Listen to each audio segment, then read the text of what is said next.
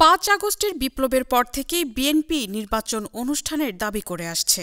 দলটির মহাসচিব মির্জা ফখরুল ইসলাম আলমগীর অবিলম্বে নির্বাচন অনুষ্ঠান ছাড়াও অন্তর্বর্তী সরকারের নিরপেক্ষতা নিয়েও প্রশ্ন তোলেন। ২৩ জানুয়ারি তিনি বলেন যে অন্তর্বর্তী সরকার নিরপেক্ষতা হারালে নিরপেক্ষ নির্বাচন অনুষ্ঠানের জন্য আরও একটি নিরপেক্ষ সরকারের প্রয়োজন হতে পারে।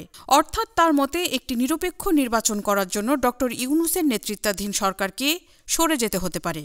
তার এই বক্তব্যের সাথে সাথেই জুলাই আগস্ট বিপ্লবের অন্যতম সমন্বয়ক বর্তমান সরকারের উপদেষ্টা নাহিদ ইসলাম এর কড়া সমালোচনা করে প্রতিক্রিয়া জানান।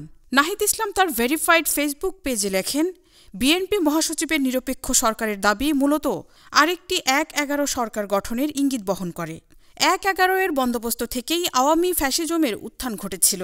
বিএনপি মহাসচিবের বক্তব্যে আরেকটি ১/১১ সরকার, সংসদীয় সংখ্যাগরিষ্ঠতা ও নতজানু পররাষ্ট্রনীতির ধারাবাহিকতা এবং গুম, খুন ও জুলাই হত্যাকাণ্ডের বিচার না হওয়ার আলামত রয়েছে। নাহিদ আরও বলেন, দেশে কোনো প্রকারের সেনা শাসন বা জরুরি অবস্থা মেনে নেওয়া হবে না। ৫ আগস্টের পর সমন্বয়কদের বারবার ক্যান্টনমেন্টে যেতে বলা হলেও তা অস্বীকার করা হয়েছিল। শেষ পর্যন্ত বঙ্গভবনে আলোচনা ও বাকবিতণ্ডার মাধ্যমে ড. ইউনূসকে প্রধান করে অন্তর্বর্তী সরকার গঠনের সিদ্ধান্ত হয়। ছাত্ররা চেয়েছিল ফ্যাসিবাদ বিরোধী রাজনৈতিক দলগুলো ও নাগরিক সমাজের সমন্বয়ে একটি জাতীয় সরকার। জাতীয় সরকার হলে ছাত্রদের হয়তো সরকারে আসার প্রয়োজন হতো না। জাতীয় সরকার অনেকদিন স্থায়ী হবে এই বিবেচনায় বিএনপি জাতীয় সরকারে রাজি হয়নি। এখন ক্ষমতায় যাওয়ার পথ সুগম করার জন্য বিএনপি নিরপেক্ষ সরকারের নামে আরেকটি ১/১১ সরকারের প্রস্তাবনা করছে। এ ধরনের পরিকল্পনা গণতন্ত্র ও জাতীয় সরকারের বিরুদ্ধে যাবে এবং ছাত্র জনতা কোনোভাবেই এটি মেনে নেবে না। শুধু নাহিদ নন, একই সুরে গলা মেলান অন্যান্য ছাত্র উপদেষ্টারা সহ সমন্বয়করা।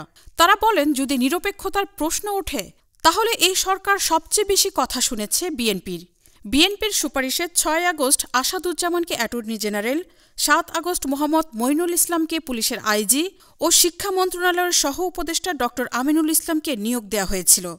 সমন্বয়ক হাসনাত আবদুল্লাহ এক বক্তব্যে বলেন, যারা আগে আন্দোলনের ডাক দিয়ে মাঠ থেকে সরে যেত তারাই এখন আঁতাতের রাজনীতি, ভারত নির্ভর কূটনীতির মাধ্যমে আওয়ামী পুনর্বাসন চাচ্ছে। দীর্ঘ ১.৫ যুগেরও বেশি সময় ধরে কার সাথে কে ব্যবসা করেছে আর গ্রেপ্তারের পর কে কার তদবির করেছে এই খবর আমাদের কাছে আছে। ১৯ জানুয়ারি মাহফুজ আলম তার ভেরিফাইড ফেসবুক পেজে একটি স্ট্যাটাসে বলেন, ভাবাদর্শিক লড়াই নিয়ে আপনাদের সতর্ক করেছিলাম। ৫ মাস পর তা সত্য হয়ে উঠেছে। শাপলা শাহবাগ ফেরত আনার চেষ্টা হচ্ছে। মুজিববাদী প্যারাডাইম আর ইতিহাস তত্ত্ব আবার সক্রিয় হচ্ছে। এর মধ্যে মির্জা ফখরুলও দাবি করছেন যে রাজনৈতিক দল গঠন করতে চাইলে ছাত্রনেতারা উপদেষ্টা থাকতে পারবেন না।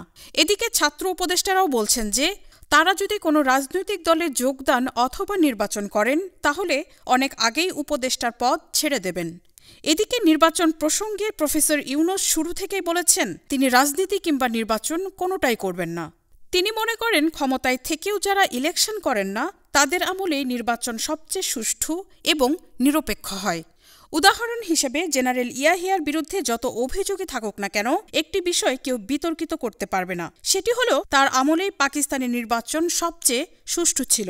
এ কারণেই ওই ইলেকশনে পূর্ব পাকিস্তানের ১৬৯টি আসনের মধ্যে ১৬৭টি আসনই আওয়ামী লীগ পেয়েছিল। যেহেতু ড. ইউনূস ইলেকশন করবেন না তাই তার আমলেই নির্বাচন সবচেয়ে সুষ্ঠু এবং নিরপেক্ষ হবে বলে মনে করছেন রাজনৈতিক বিশ্লেষকরা।